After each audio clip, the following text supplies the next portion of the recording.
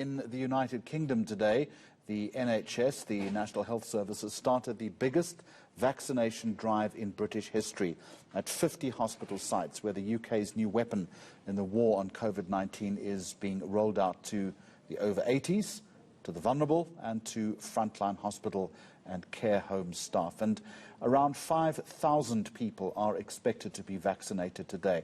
I want to take you live now to London, outside the famous St Thomas's Hospital, I'm told. Correspondent Olly Barratt, good afternoon to you. And there was a sense of poignancy today, wasn't there? The first person to get the jab, a 90-year-old grandmother from Coventry, and then a Warwickshire pensioner, aptly called William Shakespeare. That's right, and Maggie, by the way, who's 90, has her 91st birthday next week, and she says it's a lovely early birthday present to get this vaccination. The picture of her in her Christmas jumper, smiling as she was the first person to be vaccinated, is something I think that will be remembered for many years to come. This is certainly the start of what is going to be a very long process. Even Maggie has to return in around 3 weeks for the second of her 2 doses. She won't be fully protected until a week or so after she's had her second dose. So that's one of the reasons that the government is urging caution at this point, despite hailing this as a fantastic day, in the words of the Health Secretary Matt Hancock. It's being described as V-Day, Vaccination Day, and it certainly is the largest vaccination programme that Britain has ever seen. Olly, is there a sense of relief on the streets in Britain at the moment, given that Kate Bingham, who's the head of the UK Vaccine Task Force, says, and I quote, "My gut feeling is we'll all be going on summer holidays"?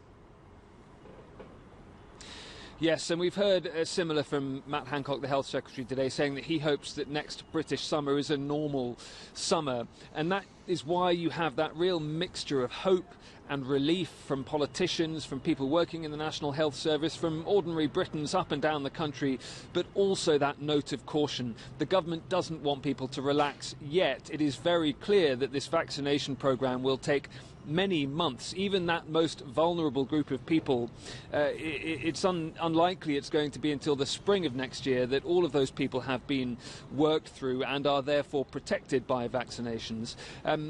There are also huge logistical challenges with this particular vaccine that's been first to be approved, the Pfizer-BioNTech vaccine, in terms of storing it, distributing it as well. So it's not something that's going to happen rapidly, and the government doesn't want people to relax in terms of these social distancing guidelines and restrictions. But yes, absolutely, there is a huge amount of hope and relief, I think, today here in the UK that perhaps this is the start of a return to something like normality. What about the pipeline of delivery? Britain's received 800 doses of the vaccine so far. That's enough for around 400,000 people. What's the plan after that? Yeah, 800,000 to start with. As you say, that's enough for 400,000 people to be vaccinated. The government still hopes that there will be millions, perhaps 4 or 5 million doses in the UK by the end of the year. It had initially hoped that up to 10 million doses could be delivered before the close of 2020. But given some of the difficulties that Pfizer have been having manufacturing this particular vaccine, it does look like it will be more like around the number 4 or 5 million by the end of the year, so enough to vaccinate a couple of millions of people, and then more coming in the new year. Add to that the fact that the government very much also hopes that there will be other vaccines coming along that can win approval in the not too distant future. Oxford AstraZeneca, we expect to hear from the regulators in the not too distant future. And UK scientists have always been clear throughout this crisis that it wouldn't be about one vaccine, it would be about layering vaccines on top of each other. Of course, we don't yet know how long any immunity may last from this vaccine or others. So it could be the case that Britain and other countries around the world are having to vaccinate people regularly over the years. This is the start of something, I think, rather than the beginning of the end of it. Just finally, a process like this is also about clever messaging and public relations. At what point does the Queen get her jab?